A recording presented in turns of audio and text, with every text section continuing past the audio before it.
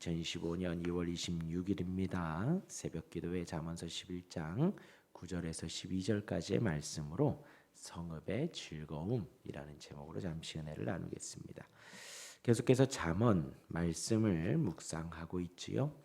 한 절 한 절이 매우 은혜가 됩니다. 9절을 보면요. 악인은 입으로 그의 이웃을 망하게 하여도 의인은 그의 지식으로 말미암아 구원을 얻느니라 합니다.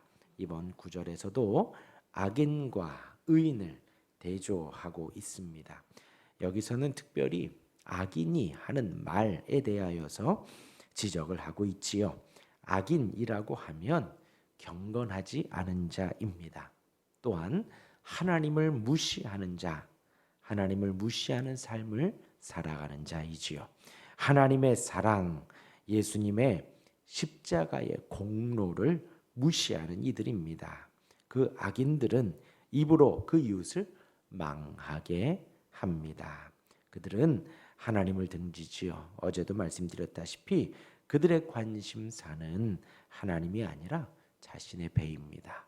자신의 배가 차야 하고 명예가 있어야 하고 물질에 관심이 있어야 합니다.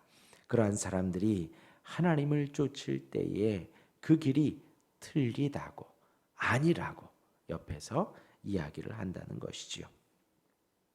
그러하기 때문에 이웃을 망하게 한다는 것입니다. 하나님을 쫓는 이들을 향하여서 그 길이 틀렸다고, 배를 위해서, 물질을 위해서, 먹을 것을 위해서, 명예를 위해서 살아야지 하나님의 영광을 위해서 사는 것이 아니라고 하는 것입니다. 경건한 자를, 선한 자를, 의인을 망하게 한다라는 것이죠. 제가 요즘에 이제 욥기를 읽고 있습니다. 욥기에서 욥의 고난은 의인의 고난을 예표하지요. 그래서 신약의 예수님이 의인인데도 불구하고 사람들로 하여금 손가락질을 당하고 의인임에도 불구하고 잡혀가 고난을 당하시지요. 욥기가 그와 비슷합니다.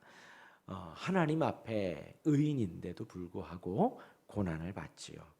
하루아침에 잘못이 없는데도 하루아침에 자식들이 또한 재산이 또 본인의 몸이 상하게 되어집니다. 그러한 욥을 이제 위로하기 위해서 친구들이 나오죠. 친구들이 등장을 하고 욥기의 대부분은 욥의 말과 친구들의 말이 욥기의 대부분을 차지합니다. 친구들은 욥을 위로한다고 합니다. 뭐라고 하냐면 너는 죄인이다. 너가 잘못했다. 너가 그렇게 살면 안 되고 빨리 하나님 앞에 회개해라. 너가 잘못을 했기 때문에 지금의 이 고난을 당하는 거다. 지금의 이 일들을 당하는 거다라는 거예요. 근데 욥은 하나님 앞에 자기가 잘못을 안 했다라는 것이 아니고 하나님 앞에 자기는 믿음을 지키며 살아왔다라는 것을 계속해서 말을 하는 것입니다. 그러니까 욥을 위로하고 세워주기는커녕 욥의 마음을 낙심하게 하고 실망하게 하는 거예요. 너 그럴 줄 알았다. 너 그럴 줄 알았다. 이런 이야기들이 욥의 친구들의 말입니다. 한 가지 여러분들에게 팁을 드리면요. 누군가 와서 힘들다고 어렵다고 하면은 힘내라 그런 말 하는 거 아니래요. 누군가 와서 힘들다고 하면 이렇게 좀 해봐라 그런 말 하는 거 아니라 그러더라고요. 뭐라고 해야 되냐면 누가 와서 힘들다 그러면 뭐 도와줄까 그러면 된대요. 힘내라 이렇게 특히 이제 힘내라 그 말은 하는 게 아니라 그러더라고요. 뭐 어찌 됐건 간에 뭐 도와줄까 해야지. 욥의 친구들은 욥에게 와서 너 잘못했다. 네가 죄인이다. 너 그렇게 살면 안 된다. 그런 이야기의 내용을 한 것입니다. 그러하기에 악인은 입으로 그 이웃을 망하게 하고 있다라는 것입니다. 욥이 계속해서 낙심했다라는 것이죠. 그러나 의인은 그의 지식으로 말미암아 구원을 얻는다라고 합니다. 반대로 의인은 하나님을 쫓는 자입니다. 의인은 성경에서 말하는 바가 그러하고요. 세상살이가 그러합니다. 의인은 하나님을 쫓는 자예요. 하나님을 따르고 예수 그리스도를 믿는 자입니다. 여기에서 이제 지식이라는 단어가 나오는데 이 지식이 의인이 어떻게 구원을 받는가를 명확하게 말해요. 여기에서 지식에 대한 개념을 명확하게 말을 하고 있지는 않습니다. 다만 이 잠언의 흐름 속에서, 성경의 흐름 속에서 이 지식이라는 단어를 두 가지로 우리가 볼 수 있는데, 하나는 하나님이 주신 지혜와 지식으로 모든 상황을 잘 판단해서 구원을 받을 수 있다라고 이야기를 할 수 있습니다. 성경에서 말하는 지혜와 지식, 하나님에 대한 지혜와 지식으로 명철함을 가지고 이 세상에서 이 악인들의 괴계와 악인들의 말들과 이 세상의 흐름 속에 잘 판단해서 구원을 받는다. 그들의 꼬임에 넘어가지 않는다라는 것으로 알 수가 있고, 또 한 가지 이 지식이라는 것은 더 나아가 이 지식이 하나님을 아는 지식, 하나님의 말씀에 대한 생명의 지식, 이것이 단순히 이론적인 것이 아니라 성령의 감동으로 지식이 그 영혼을 구원한다라는 것입니다. 단순히 이 지식만으로도 구원을 얻는다라는 의미를 담기도 합니다. 그래서 이 구절을 이제 8절과 함께 본다면요, 이제 어제의 말씀이죠. 의인은 환난에서 구원을 얻으나 악인은 자기의 길로 가느니라.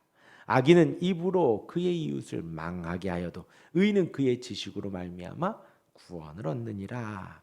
이 8절과 9절을 같이 보면요, 의인은 환난에서 그의 지식으로 말미암아 구원을 얻는다, 이렇게 볼 수 있습니다. 어제도 말씀드렸죠. 누구나 다 환난을 당합니다. 누구나 다. 우리가 의롭게 살아도 지금 이 욥의 고난처럼 환난을 당하기도 하고요. 또한 우리의 실수와 우리의 연약함, 우리의 죄성 때문에 우리가 하나님을 믿는다고는 하지만 우리가 아직 연약한 죄인이기에 우리의 잘못으로 말미암아서도 환난을 당한다. 어제도 말씀드렸어요. 그러나 그런 환난 속에서 하나님은 그의 지식으로 말미암아 구원을 얻게 해줍니다. 그러나 악인은 자기의 악한 길 가운데서도 자신도 멸망하고 그 이웃도 멸망하게 한다는 거예요. 이어서 10절과 11절 보겠습니다. 10절과 11절이 또 성읍에 대하여서 말을 합니다. 성읍은 정직한 자의 축복으로 인하여 진흥하고 악한 자의 입으로 말미암아 무너지느니라. 10절이요. 의인이 형통하면 성읍이 즐거워하고 악인이 패망하면 기뻐 외치느니라. 성읍은 정직한 자의 축복을 인하여 진흥하고 악한 자의 입으로 말미암아 무너지느니라. 이제 9절에서 의인과 악인을 말을 했는데 10절과 11절에서 성읍에 대한 이야기를 합니다. 좀 독특하죠. 갑자기 좀 툭 튀어나온 느낌이 들기도 합니다.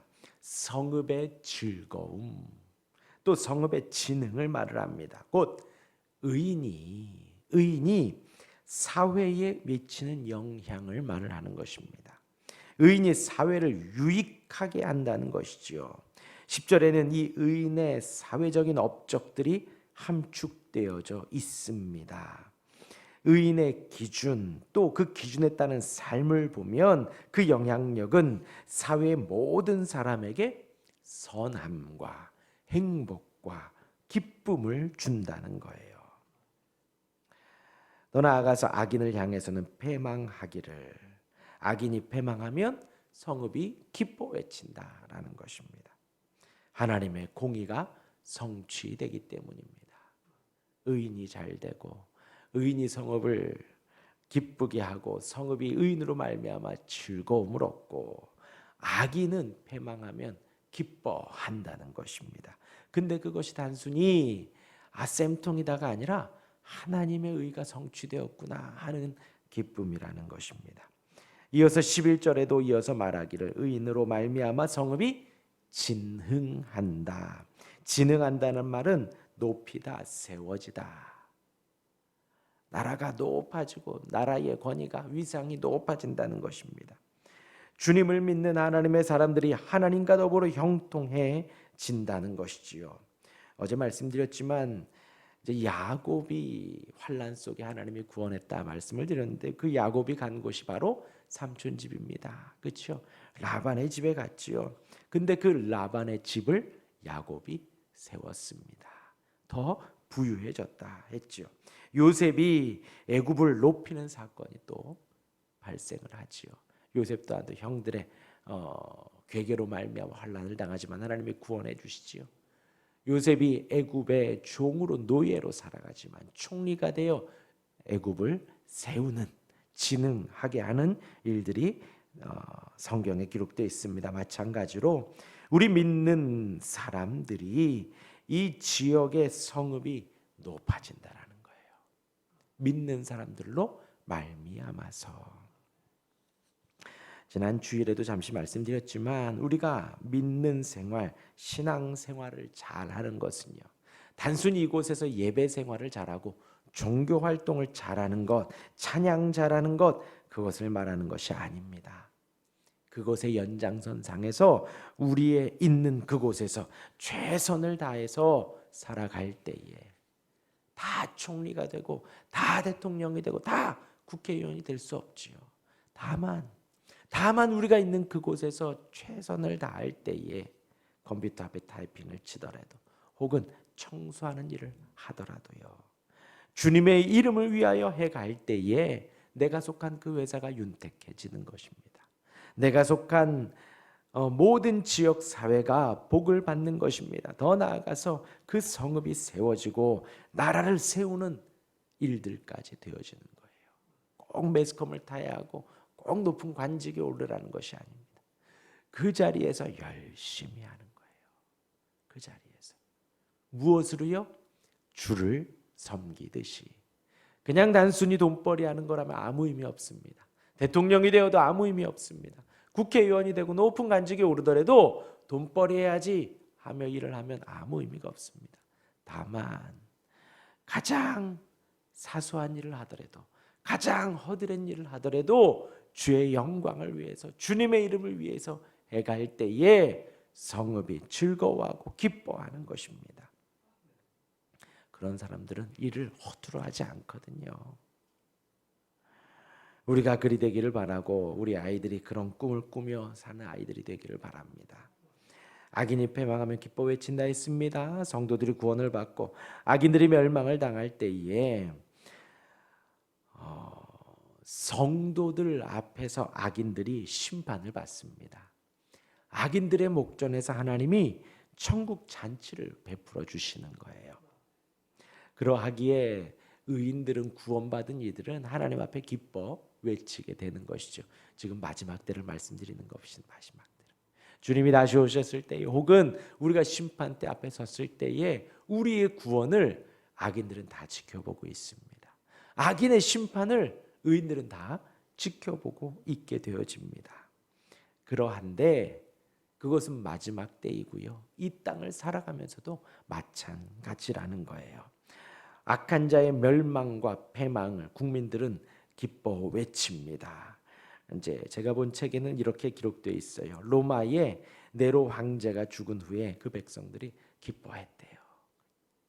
또는 프랑스 혁명 때 악인 로베스피에리 죽었을 때에 또 사람들이 기뻐했다 그러더라고요.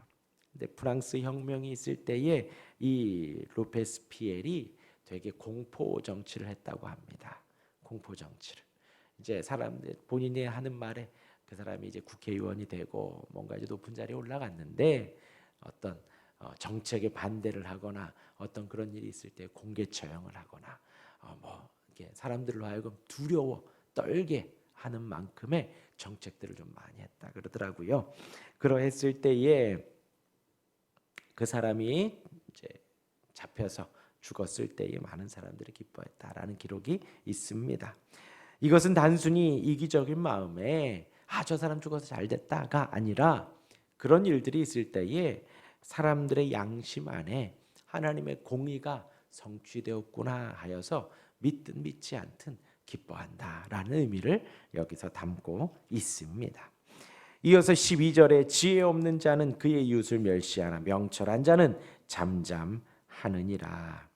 악인과 의인과 악인의 성읍에 대해서 말씀을 하면서 갑자기 또 지혜 없는 자에 대한 말씀을 합니다. 명철한 자를 대조하고 있지요. 여기서 이웃을 멸시하는 사람, 무시하는 사람을 향해서 지혜 없는 자다라고 말을 합니다. 곧 하나님을 모르는 사람이죠. 하나님을 등지는 자이죠. 하나님을 그렇게 무시하는 자는 하나님의 형상대로 만들어진 사람을 멸시하고 무시합니다. 믿는 사람이고 믿지 않는 사람이고 중요하지 않아요.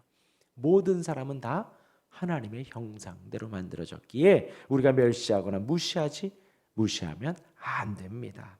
그러나 명철한 자 하나님을 아는 자는 그 이웃의 부족함과 연약함을 보고도 침묵하고 높여지는 것이지요. 정리하면요, 의인은 단순히 하나님을 고백하고 이 자리에서 예배하며 종교활동하는 사람을 의인이라고 하지 않습니다. 교회에서 신앙생활하고 세상에서 신앙생활하는 거예요. 우리는 세상에서도 신앙생활을 해갑니다. 믿음으로 살아간다는 것이죠. 말씀이 성취된다는 믿음, 하나님이 다스린다는 믿음으로 우리가 살아가는 것입니다. 그것은 우리의 영혼을 살리기도 하고 더 나아가 이 지역을 살리고 성읍을 형통하게 하고 진흥하게 한다는 것이 성경의 기록입니다. 그렇게 우리의 신앙은 이곳에서의 모습과 세상에서의 모습과 하나입니다. 절대로 떨어지지 않습니다. 그러하기에 우리의 신앙은 삶으로 나타난다는 거예요. 그 믿음으로 오늘 하루도 살아갈 수 있기를 주님의 이름으로 축원합니다. 아멘. 기도하겠습니다.